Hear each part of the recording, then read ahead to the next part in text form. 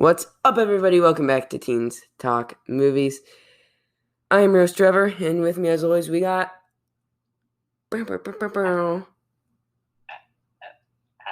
hello? Is that your name? Is it Atticus? No, it's Video Trevor. Oh, jeez. No. So today we watched Star Trek 2. Hello, podcasts, or whether you listen to this on podcast or YouTube. Thanks. Yeah. But no, if you are on YouTube, I would appreciate, if you like the what do they do? Like the subscribe, like, I don't get the whole notification thing, so whatever. Like, and yeah. See, I don't get the notifications. Why do people want you to turn on notifications? Like, if you're subscribed, it just shows up in your recommended. Yeah. So just subscribe, turn on your notifications, smash that. No, you don't. No, you don't need to. You don't need to smash anything. But do leave a comment, because that pushes us up in the YouTube algorithm. So if you want to hear more of our stupid discussions, if you want to have other people hear our stupid discussions, then you can do that. So also we got Nerd Film Trivia League podcast feed, also Geek News Daily, which is a daily Monday through Friday show I do every morning, breaking down all the movie news and Marvel, DC, and Star Wars. So I remember when we just did news. Yeah, on the old NFTL feed. I'd like doing this better. Yeah, me too. Because that was like a 2-hour-long news show. I like crazy. I know I like doing like an hour-long movie show, and then I'm doing like a 10-minute morning scripted show of news. Cool. Which I know it's working out a lot better for me. And that's all that matters, what I feel. Right? That's how it works. Yeah, your feelings do not matter. They're inconsequential. That's not what I said at all. But okay. Star Trek 2. I guess you want to hit him with the facts. The facts. The facts. It's the facts and the Trevor, stars. Do you have a fact song? Okay, here we go. It's fact time. Oh it's my fact gosh, time. This is a total rip-off of Plot Time. We're trekking through the facts of Star Trek. Boom. Come on. Okay. Go ahead. The facts. It is rated PG for poop garbage. Whoa. So Atticus hasn't said whether he likes this movie or not. I could just be totally throwing you off, by the way. Nah. Just give me a yes or no. Is it rotten or fresh, in your opinion? Fresh? Okay. Mm-hmm. It's fresh for me as well. Okay. I'm very interested to see where this lands. I predict above the original Star Trek, but like below Raiders of the Lost Ark. I don't know. Well, we'll have to see. Well, we will have to see. But go ahead. Keep talking. It was released June 4th, 1942. Whoa. 1982, not 1942. Okay, I may or may not be blind. The first Star Trek, 1979. The second one, 1942. Okay. And remember, it's not Star Trek 2, The Wrath of Khan. It's Star Trek 3, The Wrath of Khan, released June 4th, 1942. 1942. Oh, gosh. Okay. It was a total runtime of 1 hour and 53 minutes. Wait a minute. Did not feel like an hour. On IMDb, it says 1983, and then down at the bottom, it says 1982. It's 1982, trust me. I'm a release date expert, 1982. Okay, 1982. Okay. Also, yes. It does not feel like an hour 52. It feels so much like the pace. After the first Star Trek movie was paced horribly, they really got the pacing down for this. Like, it didn't feel like I was watching an almost 2-hour movie. It felt short and concise. Like, they were able to pack a lot without it feeling like too much. I mean, I agree with you, but I did feel like it got a little long in the middle. Like, I felt like I can agree with that, but in my mind, I was comparing it to the first one, and the pacing is 10 times better. Oh, for sure. No, it still isn't the best. I agree. It does drag a little bit in the middle. I also just have a ridiculously short attention span.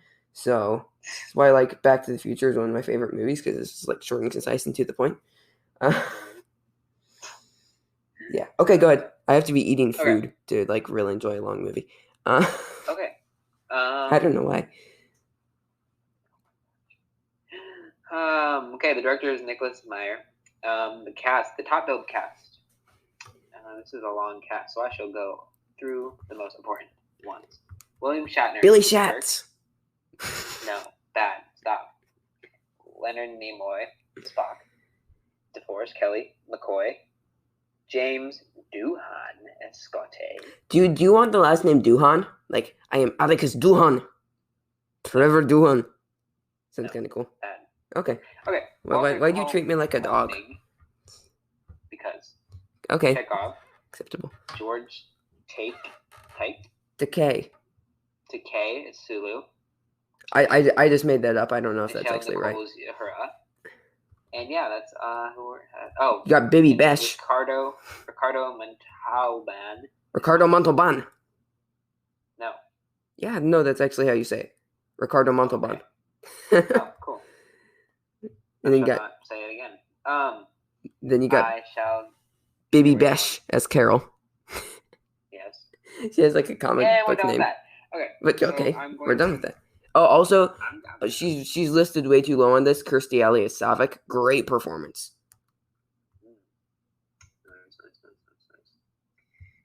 I agree. I liked her performance. I thought that she was really good in this. Mm-hmm. I did not like Shatner's performance as much. I can see that. You don't think William Shatner is a great actor? He's not my favorite actor, I said. Well, I don't think he's anybody's favorite actor, but I still think he's good. I apologize if William Shatner's your favorite actor. You're just wrong. You're entitled to your wrong opinion. Prepare for the dislikes. Okay, here we go.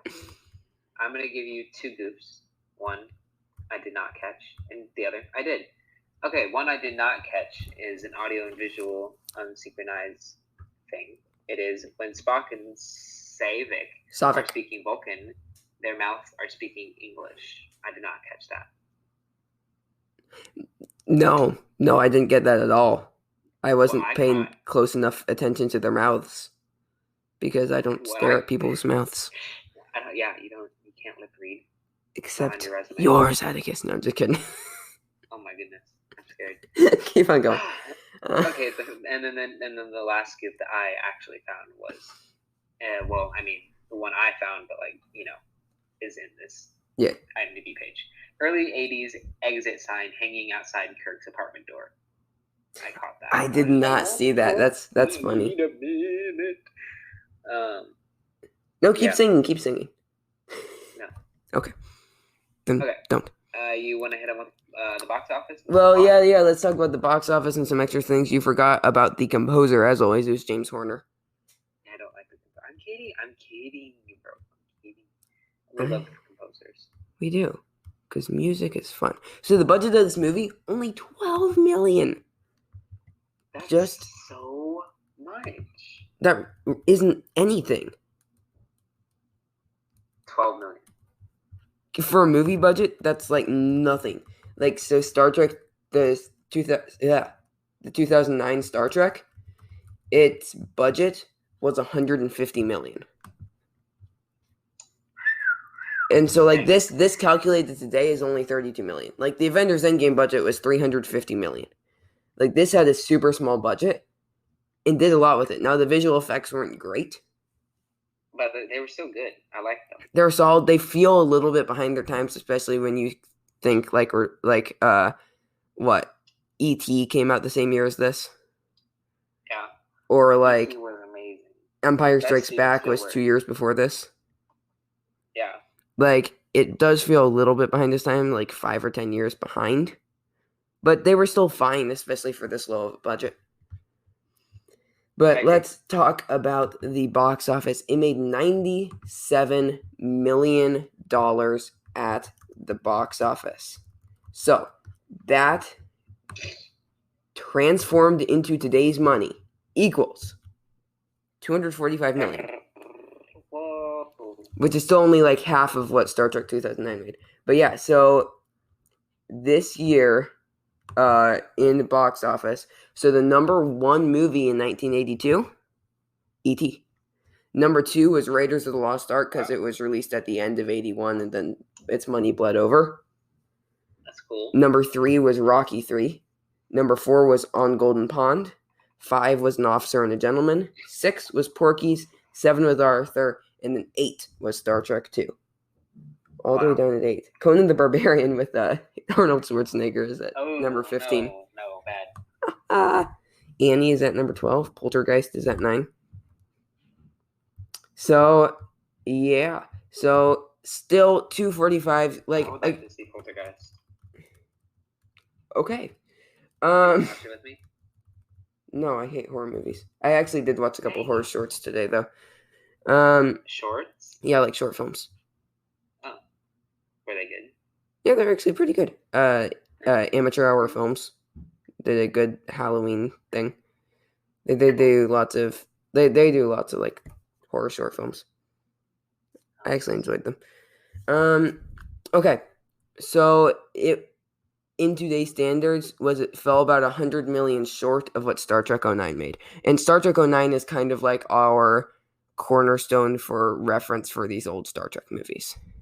Because it's definitely the most popular Star Trek movie, I would say. One thing about the J.J. Abrams Star Trek was the Into Darkness. The second one is literally Wrath of Khan. Because Khan is in it, played by Benedict Cumberbatch, and it's almost the same story. Huh. Almost. So, I haven't seen any of the J.J. Abrams ones. I'm going through all Star Trek for the first time. And Atticus has only seen the J.J. Abrams ones. Yes. So, and it's with the same group of characters. Just, different cast, and it's different time travel and whatever. Yeah. So, okay. Should we go into the plot? Yes. Is the plot something we should do, or should we just go ahead and rank the movie? I mean, there's only one right answer, and I am not throwing away my shot. So we're gonna do the plot. I like how you give me 2 choices and there's only one answer. Well, yeah, like stop playing the guitar. You have 2 options. That was my foot. Play the guitar or stop playing the guitar. There's only one right answer. There's only one right answer. Keep playing the guitar. Obviously. Yeah, watch Batman 1966 or Avengers Endgame. There's only one right answer. Doctor Strange is a good movie. Doctor Strange is a bad movie. There's only one right answer. It sucks. So I actually it's fine. It just is my favorite MCU movie. So after let's just get into some behind the scenes stuff first. So after some lackluster critical response, including us, because we just put out our review now. Anyways, for the first film, right? Star Trek: The Motion Picture, not great critical response. Generally regarded as the worst Star Trek movie, which I also think is kind of funny. That for most. Wait, are you writing this? Is this your writing? Nah, no. I don't write my own stuff. Actually, no. You can check out my review of this movie on Letterboxd. No, I'm paraphrasing and ad-libbing stuff from websites on behind the scenes. Oh, cool. Yeah, but like, I'm not gonna take my own notes. Okay. Lackluster critical response on the first film. Not great. So this creator of the series, Gene Roddenberry, was kicked out of the Wrath of Khan's production. Whoa, that's mean. Because he created the original series back in 1966, and he was the main writer of the motion picture, and they're like, no, this sucks. It was a 30-minute episode that was drawn out to 2 hours. So new writers. Also, I was gonna say, It was mean. I was gonna say though, I think it's funny that the first movie in a franchise is regarded as the worst by most, because generally you see like the first movie in the franchise is usually the best, and then it goes downhill. And because that's why they make a franchise, because the first one was so good that they just decided to make more. Yeah. So then, I think it was not necessarily the money that made them. Well, Star Trek: The Motion Picture made a lot of money. I think it was the fan base. It was. I felt like it was for the fan base. Yeah, that's what I was going to say. I was like, yeah, but I decided to say instead. Yeah. Okay. So Nicholas Meyer, who directed this film, so he completed the film's final script in 12 days without even accepting the writing credit, because he's a good dude. Actually, I don't know why you do that. That doesn't make you a good person. So yeah, but no, he wanted to make it rather than like a science movie. Like the first movie wasn't even science fiction; it was just a science movie. Wait, really? No, I'm just making this up, man. I'm just questioning your every word because you're making it up. Well, okay, that's fair. So like I always do. So, but no, he wanted to make it more of like a swashbuckling adventure type feel, rather than a science movie, which I think really worked. And James Horner's score definitely helped convey that. So then Leonard Nimoy as Spock, he wanted to have nothing to do with the sequel, but he was promised that his character would have a dramatic death scene. Spoilers. So then he did it. But there's some negative audience reaction to Spock's death, which led to some changes to the ending, and that's how we got to what we got now. So, a lot of people consider this to be the best Star Trek movie. The best? Yeah. That's what a lot of people say. It's placed at what? It has a 77 on IMDb. And what does it have on Rotten Tomatoes? Oh, wait for that to pull up. The first one got like 45. It was rotten. Oh, yeah. No, the first one did not do great on the Rotten Tomato meter. Star Trek 2 got an 87 on the tomato meter and a 90% audience score. Wow. So, pretty solid. So,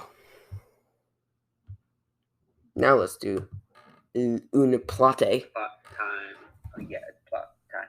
So, everybody, guess what year it is? 2285. 85. Boom. Yeah. And your winner, NFTL. Yeah. This is. So. I'm the winner? Yeah, you're the winner. What do I win? No, I'm just kidding. You can never win. Oh, wow. So yeah, so it's 2285. Hopefully coronavirus is done by then.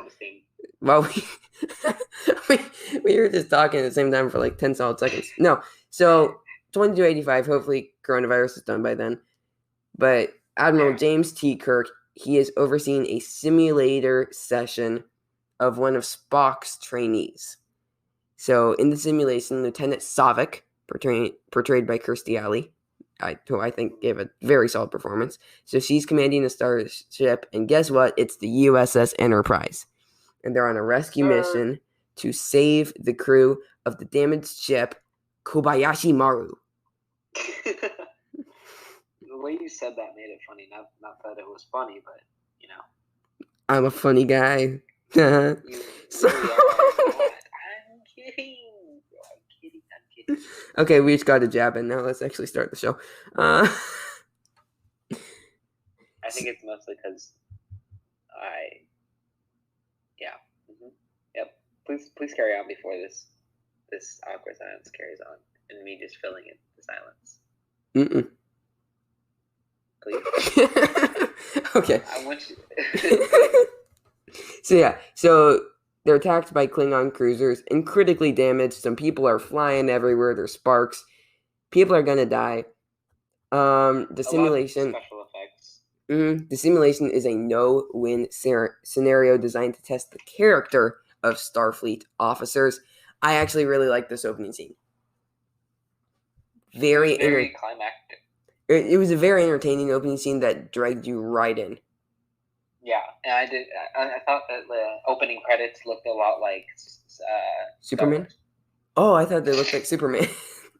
Well, I mean, that too. Like Superman the movie / Thor Ragnarok. Yes. Because I think those opening credits are like the exact same. So then anyways, it's Kirk's birthday. And everybody has to go say happy birthday to Kirk. But Kirk's in the dumps. He's depressed. He's not happy. And McCoy is like, dude, you're not happy. Kirk's like, I know. That's why I'm sitting in the dumps. He's like, McCoy's like, well, how about you get out of the garbage and do something with your life? None of this actually happened. Well, kind of. But yeah, Kirk isn't happy. McCoy's like, you know what? You shouldn't just be sitting behind a desk. Okay, I want to have a pint. So, I'm actually allergic to alcohol. So then, yeah, so McCoy's like, yeah, you gotta get a command of a ship because you're a good commander. You shouldn't grow old behind a desk. You clearly aren't happy with this. And you know what? This is like a commentary on the modern society in some way that I'm not going to go too deep on this show to figure out because I don't want to think about it. Like, went so close to the mic. Oh, I know.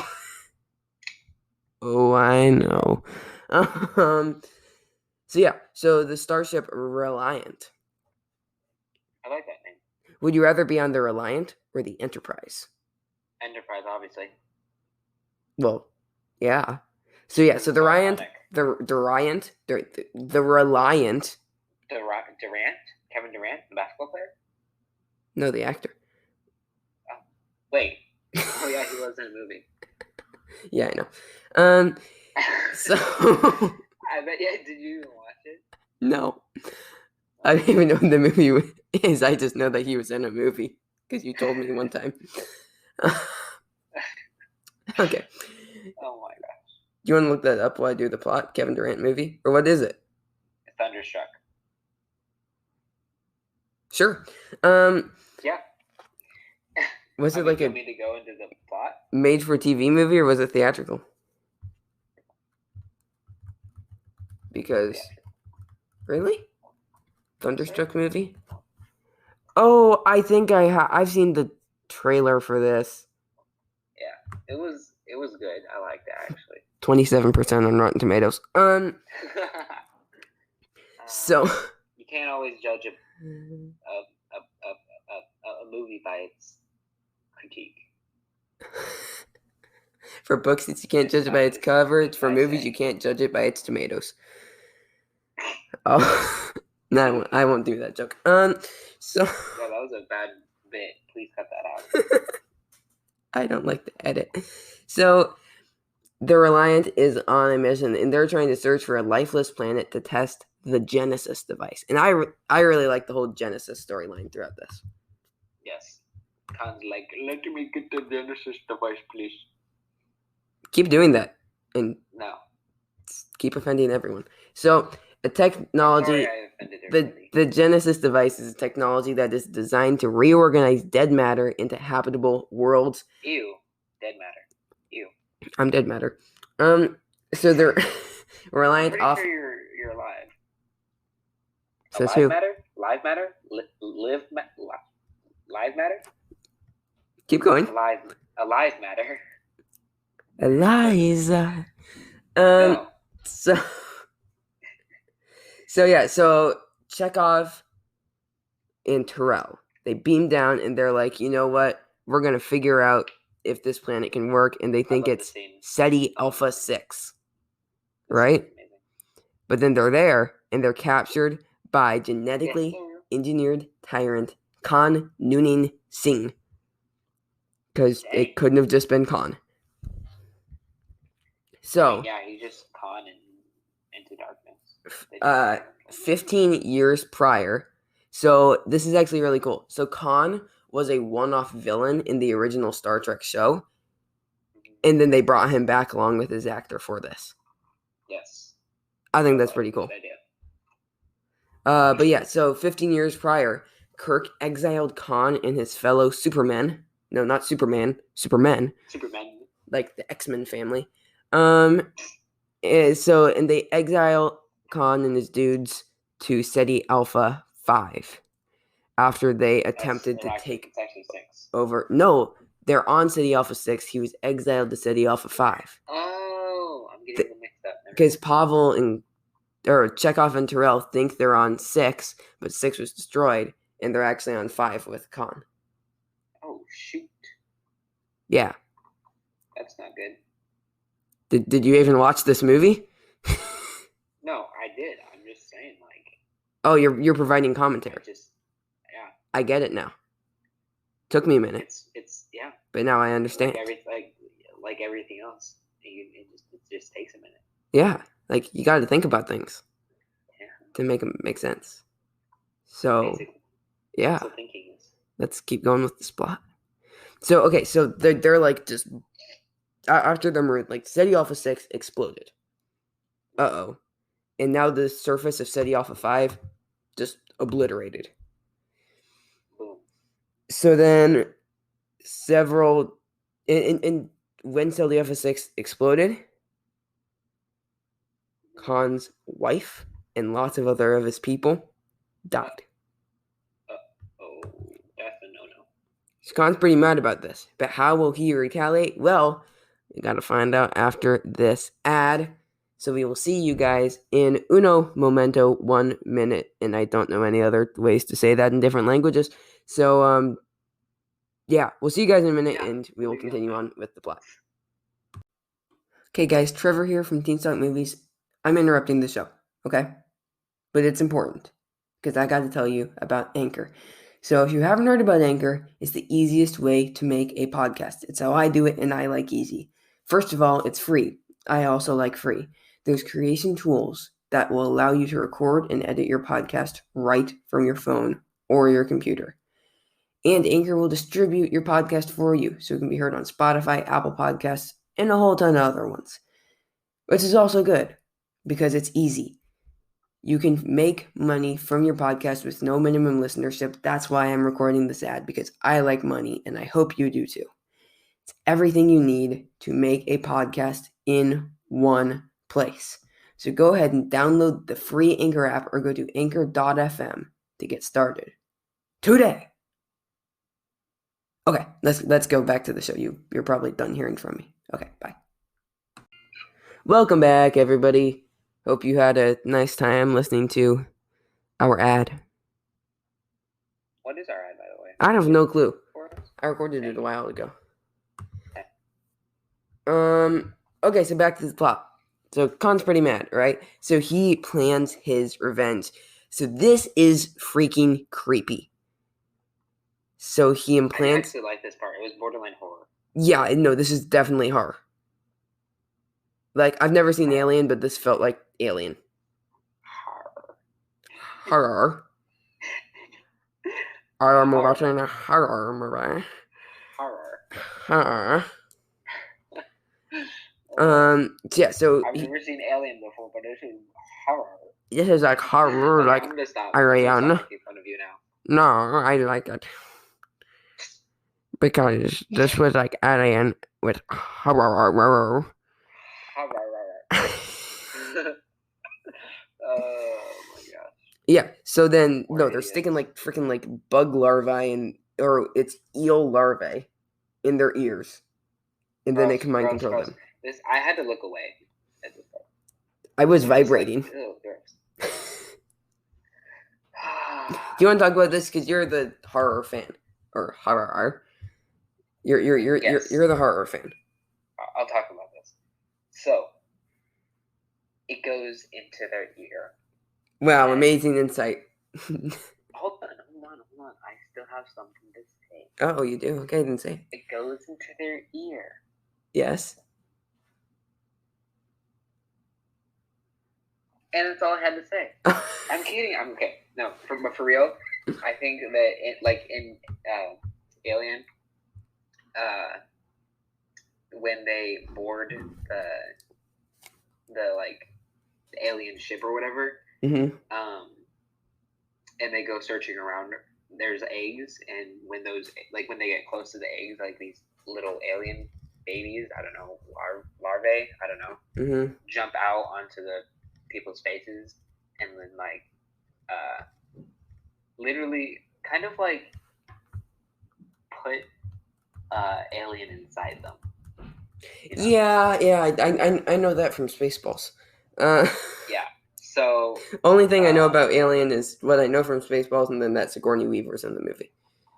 Yes, but like, I think that it was because Alien came out 79. Yes. Same year as motion picture. Yeah. You got anything else to say? I would like to say that this was one of my favorite scenes. I can see that. It was just creepy. It was. It was just creepy. So then, yeah, this wasn't fun to watch. Well, I'm not you. So yeah, so like no, this is like when it's in the sand and stuff. I don't like it. So yeah, so they use it for mind control, and then he uses them to capture Reliant or the Reliant. So then, learning about the Genesis device, Khan attacks the space station Regula 1, where the device is being developed by Kirk's former lover, Dr. Carol Marcus, and their son, David. Ooh. I guess something there with it, Kirk. So Kirk takes over command of the Enterprise like he does, like it seems all the time. He's like, I don't want to do this anymore. I want to do it now. I don't want to do this anymore. I want to do it now. Where are you? I don't know. He's not in my basement. Is he in your basement? He's probably. Chekhov? Hello? Oi, I'm here.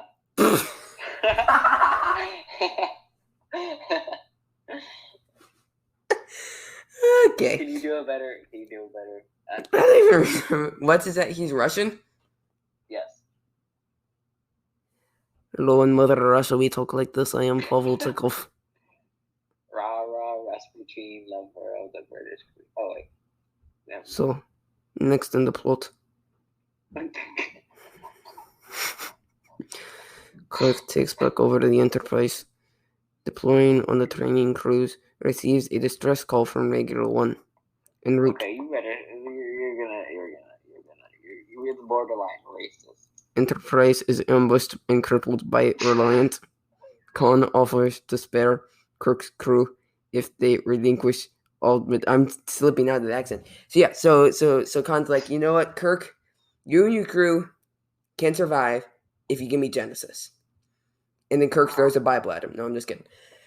So then, so Kirk instead stalls for time, and then he remotely lowers the Reliant shield. Cool scene. So then, enabling a counterattack, Khan, he's like, I gotta get out of here and get some repairs. Pears. He's gotta go pluck some I need them pears to stay alive. So, what, you didn't like my Khan voice? Nope. That makes me sad. So yeah. Me, Khan. I sounded like a Muppet. So then the Enterprise just like slowly like limps its way to Regula 1 on fumes. But Kirk, McCoy, and Saavik, to make faster time, they beam to the station. I like that McCoy had a larger role in this. Yes, and I like the beaming effect better. Yeah, no, this film definitely had a much faster pace than motion picture, and it worked a lot better. Yes. So yeah. So they go to the place and do the thing, and yeah. So no, they go back to the station and find. Oh yeah, we're gonna do this thing. So then they find Terrell and Chekhov. I can't talk. They find Terrell and Chekhov are alive, along with the slaughtered members of Marcus's team. Yep. I was getting there. They got burned, man. Good. Um, They got burnt at the stake, but that didn't look pretty. I don't want to get burned. So they soon find Carol and David hiding Genesis deep inside a nearby planetoid. So Khan, having used Tyrell and Chekhov as spies, orders them to kill Kirk, and I think this is a great scene. So Tyrell resists the eels. I don't like this scene. You don't like this? What? It made me kind of sad. Why? Because Tyrell. Well, yeah, but it was still a good scene. Like, sure, I was sad he died. Obviously, it was a good scene, but like it made me sad. Oh well, yeah, obviously, but Mhm. Bye, Tyrell. He resists the eel's influence and murders his head.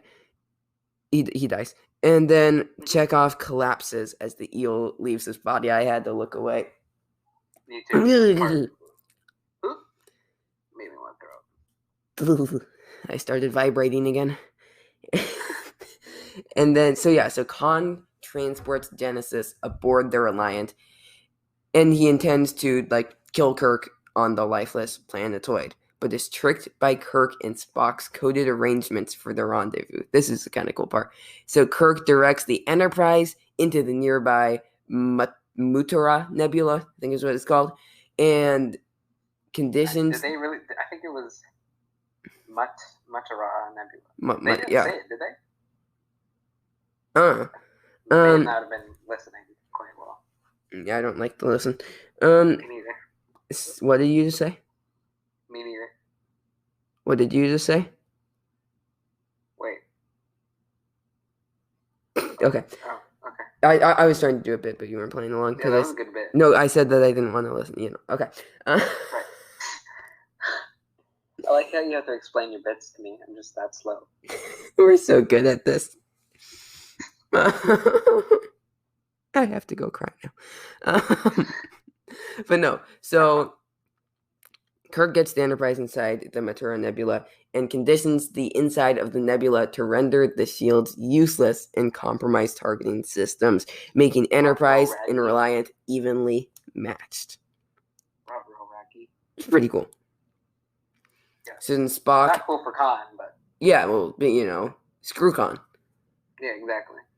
So then,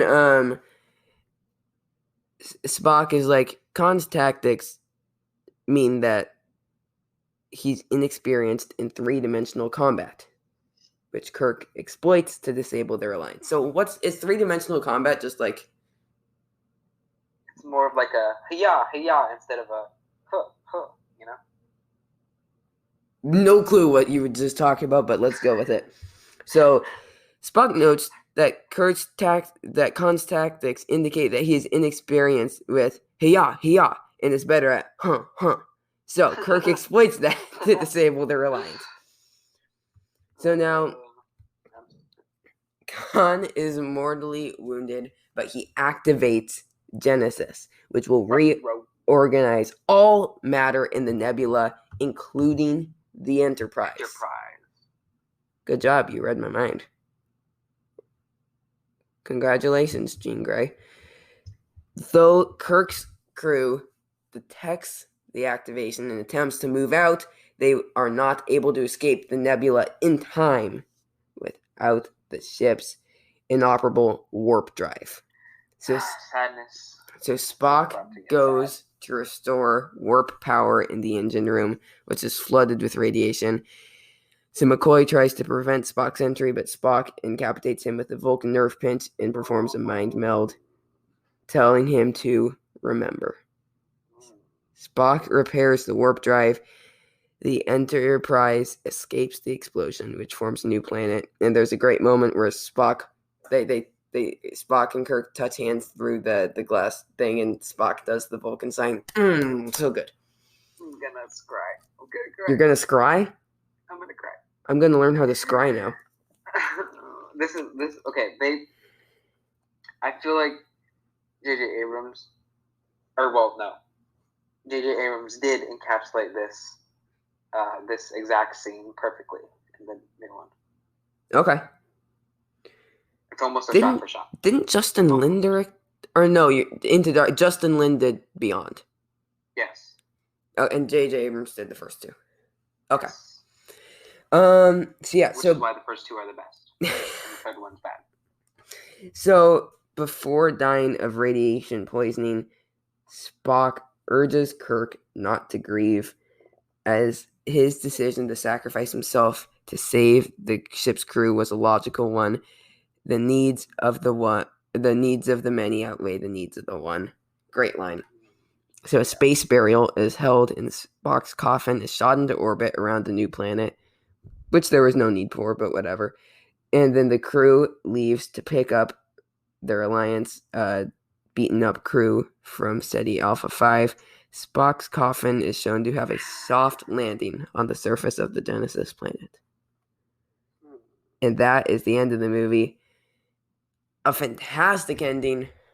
But the next film is called The Search for Spock. Yeah, exactly. Like, is he alive? Okay, here's the thing. In the new one with J.J. Abrams, like, he gets revived. Like, after the ship is fixed and levels out or whatever, they go in and get Spock and revive him. Like, so are the new ones literally just remakes of these? No, the first one is way different. Okay, which makes sense. It is just, even though it is kind of like when Spock and Kirk first meet, and Kirk, not getting control, but like taking over control of the Enterprise. Yeah. It played out way differently, and but the second one is similar. Yes, and no. There's okay. We'll just wait until we watch it. Okay. But yeah. So what did you think of this film? Because we got to go. You liked it a lot? Yeah. So did I. Okay, we'll see how this goes. I'm very interested to see where it places. So we do the Oscars next, right? Yes, sir. Okay, let's get started with the Oscars. First, let's go ahead and talk to Atticus. What do you think of the costumes in this movie, Atticus? I'm gonna have to say that they were definitely better. I did not like. However, I did not like Khan's outfit. Me neither. It was very hippie-ish kind of.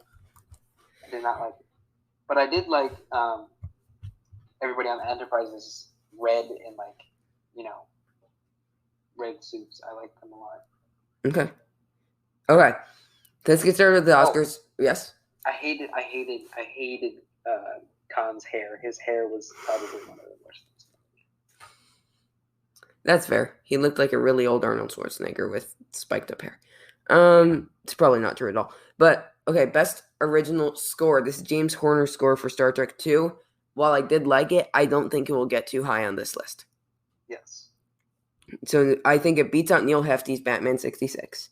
Oh, obviously. I think it beats out Ken Thorne's Superman 2. I actually say no. I was gonna put it I was gonna put the score above Superman 2, below Superman. Okay, I agree with that actually. Okay. So James Horner. I like Superman, the first Superman's score a lot. Yeah, so did I. It's very iconic. I did like this score, but nothing really stood out to me afterwards. Yeah. It provided it did its job and provided a good backing for the film, but there was nothing that was like stuck in my head afterwards that really stuck with me as far as the music goes. Yeah, me too. Okay, so now best screenplay. This is going to be interesting. Easy. So who? Huh? It's gonna be easy. Easy. Okay. Easy. So the screenplay was by Jack Sowards. Is credited for the screenplay. So I say better than the Batman 66 screenplay. Yes. Better than the motion picture screenplay. Yes. Better than Superman 2 screenplay. Give me a second.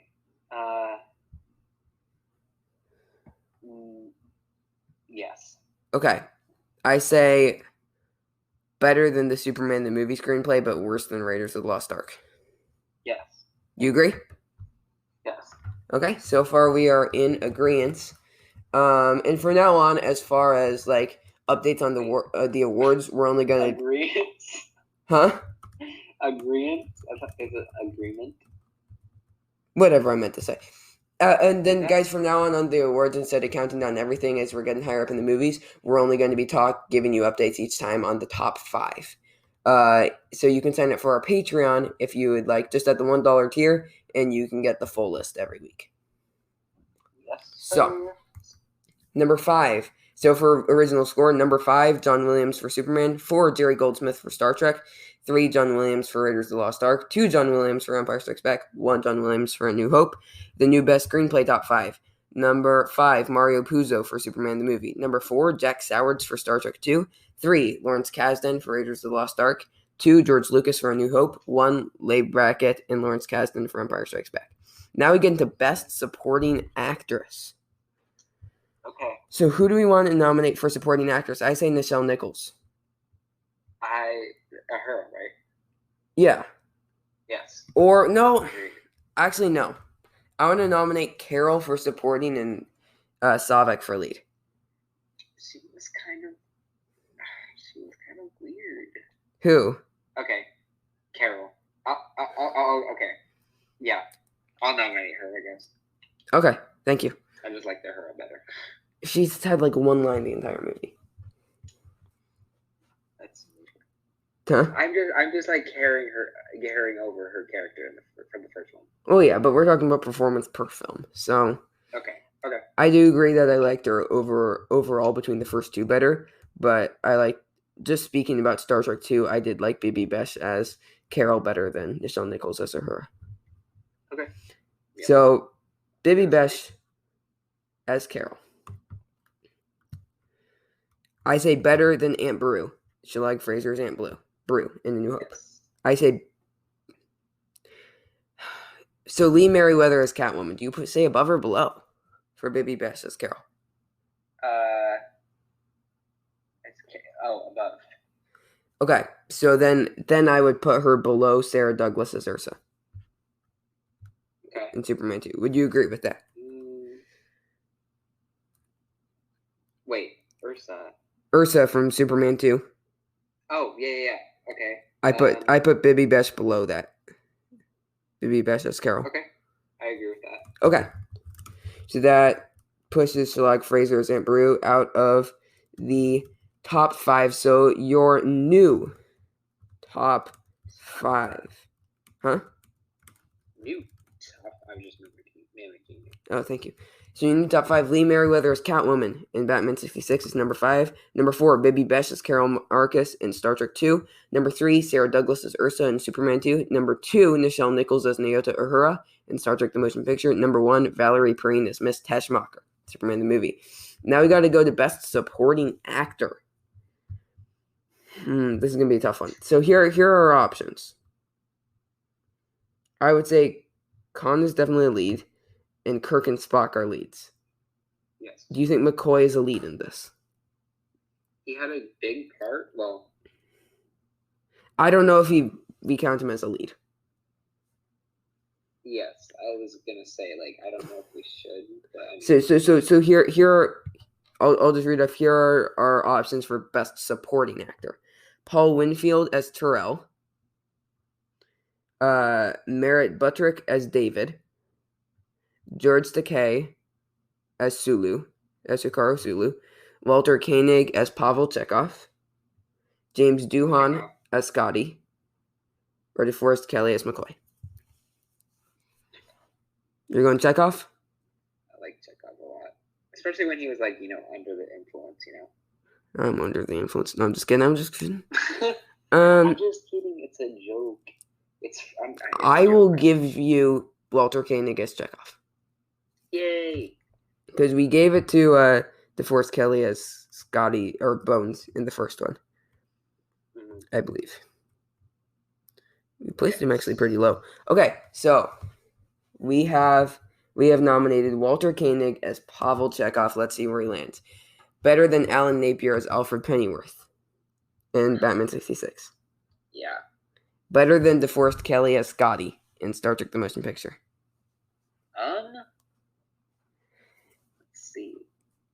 I say below. I say. I like Scotty. Yeah, I'm gonna have to say below. Yeah, our best supporting actor list is stacked. Like it might be our best supporting actor list may be like the hardest list to break into for new movies because it's stacked. So yeah, so like and Bones isn't even in the top 5. Our top 5 is number 5, John Rhys Davies as Sala in Raiders of the Lost Ark. Number 4 is Gene Hackman as Lex Luthor in Superman 2. 3 is Billy D. Williams as Lando in Empire Strikes Back. 2 is Ned Beatty as Otis in Superman the Movie. Number 1, Alec Guinness as Obi-Wan in Star Wars A New Hope. That's a solid list. Yeah. Now we go to Best Actress, which I think we're doing Kirstie Alley as Savik. Yes. So let's see where we place Savik on this list. Kirstie Alley as Savik. Here we go. Actually, we're going to take a quick ad break and then be back with Best Actor, Best Actress, Best Director, Best Picture, and the IMDb game to find out what we're watching next. So, where will we place Kirstie Alley on the Best Actress list? And all the other lists, what's going to happen with them? We'll find out when we come back from this break. See you guys in a minute. Okay, guys, welcome back. We are finishing up with our Oscars before we find out what we're watching next week. So, our Best Actress, Kirstie Alley as Savik. Where are we going to place her? Better than Margot Kidder as Lois Lane in Superman 2? I say yes. No. I like... In Superman 2?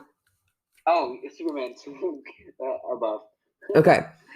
I think it's Superman above. Okay. Now we got a Star Trek battle here. Kirstie Alley as Savik, I say is better than Persis Khambatta as Aaliyah. Agreed. So now we get to Margot Kidder as Lois Lane in Superman the Movie. I again say she's above.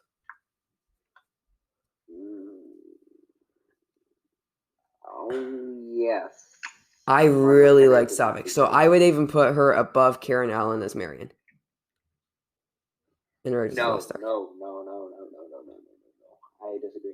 Okay, I'm willing to place her above Margot Kidder as Lois, but below Karen Allen as Marion. Good. Okay, we can do that. You know what I just realized? What? Well, not just realized. That's a lie. Realized after we watched Raiders of the Lost Ark that Marianne, her actress, is the mom in Sandlot. Really? Yep. Really? Yeah. Gotta go rewatch Sandlot now. Yeah, you do. Go do it. I own it. And so do you, listeners. Next week on Teen Suck Movies, Sandlot. No, I'm just kidding. No.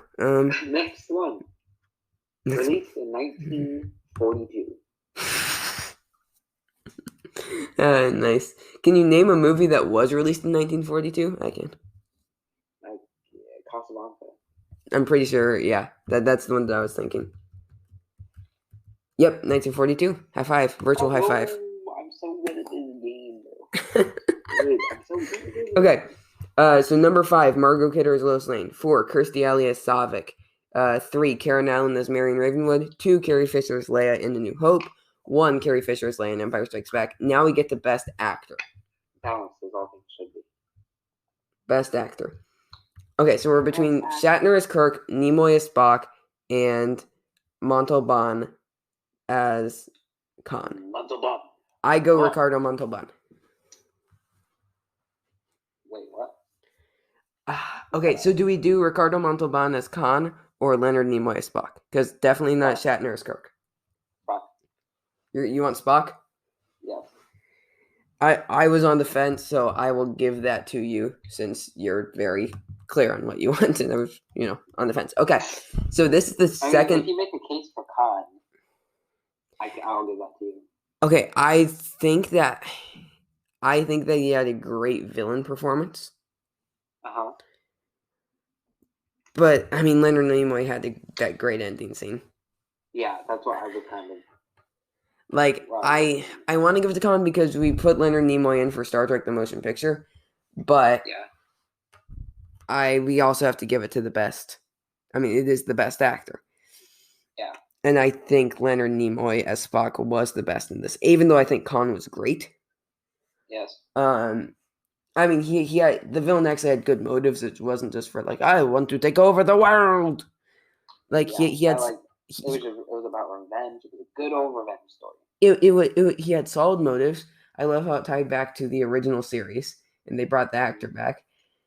I think that he interacted really, really well with all the characters, but Yeah. that death scene from Spock. It's so good. Okay, so I'll give you Leonard Nimoy. Yay! Thank you. I'll give you the next one if you want. Okay, so Next one we disagree on. better than Adam West as Batman? I say yes. Yes. Better than Christopher Reeve as Superman in Superman 2? I say yes. Yes. Better than Leonard Nimoy as Spock in Star Trek The Motion Picture? I say yes. Mm-hmm. Better than Gene Hackman as Lex Luthor? This is where it gets close.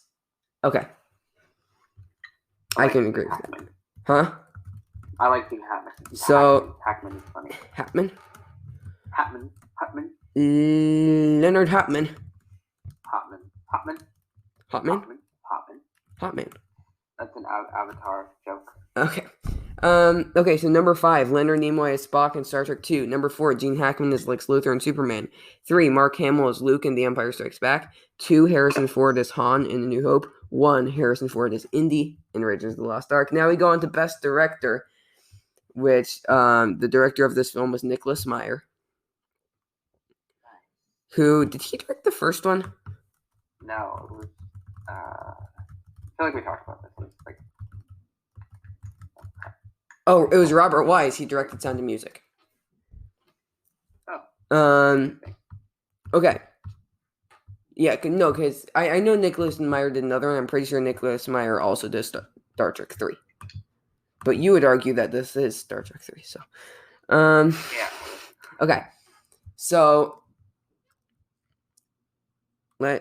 What's his name? I can't remember. Nicholas Meyer. Okay. Better than Leslie H. Martinson for Batman 66, I say yes. Yeah. Better than Robert Wise for Motion Picture, I say yes. Better than Richard Donner and Richard Lester for Superman 2, I say yes. Yeah. I think Nicholas Meyer did a better job directing this film than Richard Donner did on Superman the movie. I agree. I think worse than Irving Kershner in Empire Strikes Back. Oh, yeah, obviously. Okay, so that is where it lands at number 4. Number 15. No, we haven't. We've only done 8 of these, Atticus. Okay, so Nicholas Meyer. So our top 5 right now. Number 5, Richard Donner for Superman the movie, also directed The Goonies. Number 4, Nicholas Meyer for Star Trek 2. 3, Irving Kershner for Empire Strikes Back. 2, Steven Spielberg for Raiders of the Lost Ark. 1, George Lucas for Star Wars. Now it's Best Picture time, but first, we got the IMDb game. Bay? Yeah. Okay. It is time for the IMDb game. So, Atticus, there are 7 different things that you get to know about the movie. You will pick a number between 1 and 7 each time. We'll tell you the thing that you get to know about the movie. Okay. Or there's actually a lot that you can know. So you can know year, IMDb date, or not IMDb date. You can know the release year, its IMDb score, its rating, its runtime, its genres, its director, its stars, and then its composer. So we're just going to go down the list. Oh, and then its tagline and plot keywords if we get down there. Okay? Yeah. Okay. So we're just going to start out. You get to know its year, 1983. Its IMDb score, 8.3. 1983? Uh-huh. Its IMDb score is an 8.3. Do you want to know what it's rated? Yeah. It's rated PG. Yes. Do you want to know its runtime? It's oh yeah, Return of the Jedi, Star Wars. Star Wars Episode 6, Return of the Jedi. That is what we're watching next. Yes. I'm excited. This goes back and forth with Rogue One for my favorite Star Wars movie. This could take over the number one spot. Mm-hmm. This really could. But we will be watching. Number one spot for what? For Best Picture, I think this could take over Return of the Jedi. Oh yeah. I think it's very possible that it beats out A New Hope, unless Star Trek 2 takes over the number one spot. Maybe. Probably not. Probably not. Unless, we each give it like a 10 or something. Are you ready, Atticus? Yes. To give our ratings, and then we can talk about pros. Actually, no, let's do pros and cons first. Okay. Do you want to go first or me? Who went first last time? I don't know. I'll just go first. Oh. Pros of this movie. Pacing, great. I think Khan as a villain was a very solid villain. I think that it was done very, very well. Here, I'll just read off my Letterboxd review. Go check me out at Letterboxd. Teen Stock Movies. So, I said, after watching Star Trek The Motion Picture, I had low expectations for this film, but this film very much exceeded my expectations. It still wasn't great, but it was a solid film. Khan's character is fantastic, one of the better film villains I have seen in a while. The film is paced incredibly well, especially compared to the first film. It had some decent twists along the way, and is much more well-written than the first film. Now, the visual effects still feel a bit behind their times compared to other films released around the same time. Some of the acting wasn't great either. A couple times it just felt a little bit phoned in to me. But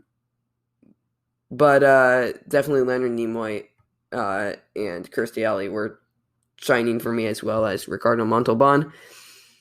But overall, it was much better plotted than the original Star Trek, but this still wasn't a great a grade A film for me. I would put it, if I were to rank put movies on a grading scale, this is like a B, maybe a B, teetering between a B and a B plus. But it doesn't reach an A for me. It isn't like one of my top level films, but it is good. I want to rewatch it and see if it's a rewatch quality is, but it is a solid sci-fi film that is enjoyable to watch. Cool. I agree with most of that, yeah. Do you not have anything to say to add on? Or? No. Okay, so do we just want to go ahead and do our ratings right now? Oh, wait. One thing. The whole, the larvae scene. Yeah? Larvae? Larvae. That scene did it for me. I put it over the top.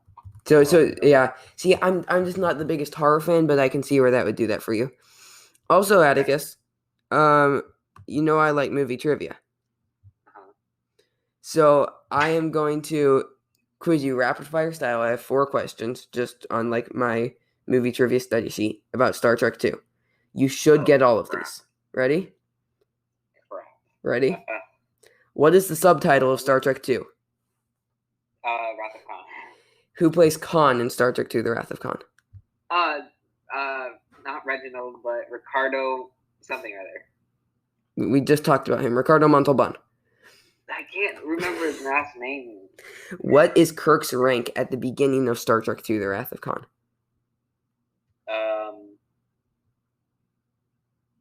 Lieutenant? He's an admiral. And Star Trek 2: The Wrath of Khan was released in what year? 1982. Yes, 2. Okay, you did pretty well. 1942.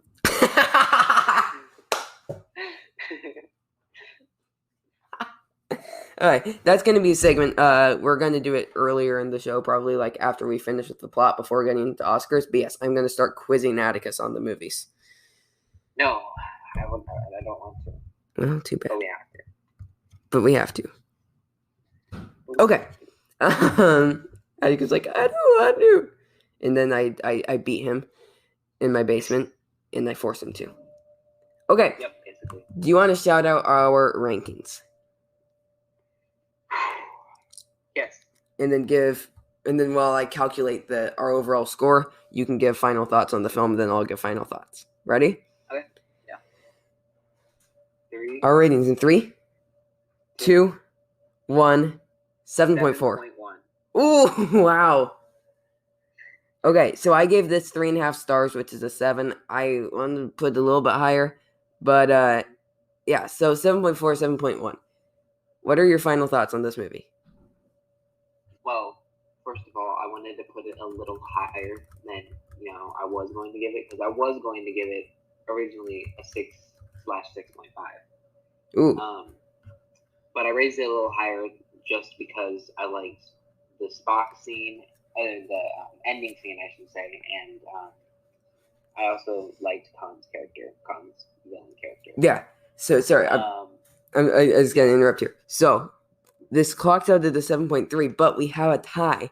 This tied and got the exact same score as Superman the movie. Oh. So we have a tiebreaker here. So we're going to shout out what we want in 3, 2, 1. Star Trek 2. Wrath of Khan. Yes. Very good. You finished the title. Okay, so we're placing in tiebreaker Star Trek 2 above Superman the movie. I do feel very similar about Superman the movie and Wrath of Khan. I think they're very, very close, but I do give the slight edge to Wrath of Khan. Anyways, go ahead and carry on with your final thoughts. Oh, those were my final thoughts. Oh, okay, those were your final thoughts. Okay, do you want me to count down the 8 films? Because I'm going to do all the movies for Best Picture and then only top 5 for everything else. So number 8, Batman 1966 with a 4.7. When will it not be the worst movie?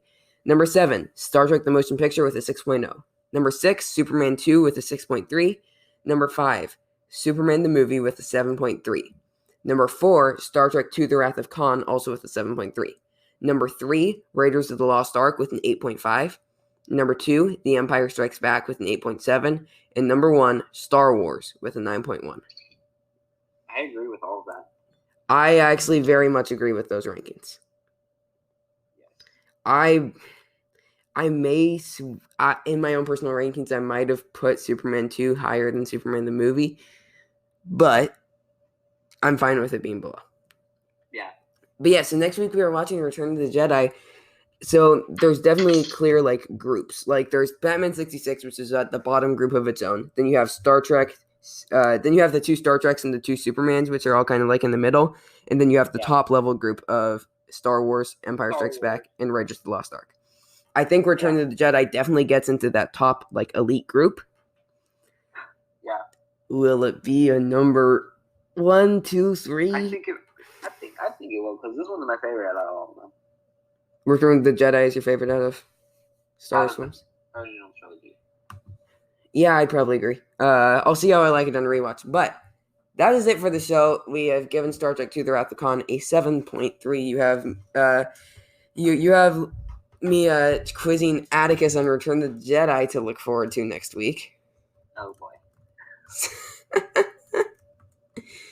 See how well he knows the returning of the Jedis. But yeah, so that is it for the show. If you're watching on YouTube, if you haven't already subscribed, please do so and like the video and comment, because that pushes us up in the YouTube algorithm. If you're on podcast, please give us a 5-star review on Apple Podcasts. Just give us some feedback. We appreciate it. 5-star review again pushes us up in the Apple Podcast algorithm. If you'd like to check us out in other places, you can check out the Instagram for Teen Stock Movies, with which Atticus has literally done nothing with, so it will look like a wasteland. You can also check out the Nerd Phone Trivia League feed, which is our twice a week movie trivia podcast feed, which we just have fun with there. Atticus and I might be playing each other soon, so that could be fun. We're going through a tournament. We might meet in the semifinals of a tournament. It's really fun. And then you can also find me at Geek News Daily, which is a daily, Monday through Friday show I do, breaking down all the Marvel, DC, and Star Wars news. Just broke the news, going to get the Darth Maul Disney Plus show, so that is exciting. But yeah, so if you'd like to go check out that show. But Atticus, any closing thoughts for the people? Stay safe. Do you have anything different from last time? Sure. Okay, then that is it for the show, everybody. Thank you so much for listening. We all appreciate Atticus, don't we? Yes, we do. And then we'll see you guys next time with The Return of the Jedi. Palpatine. Lightning. Okay, see you guys next time. Goodbye. Stay safe. As Atticus said. Sure.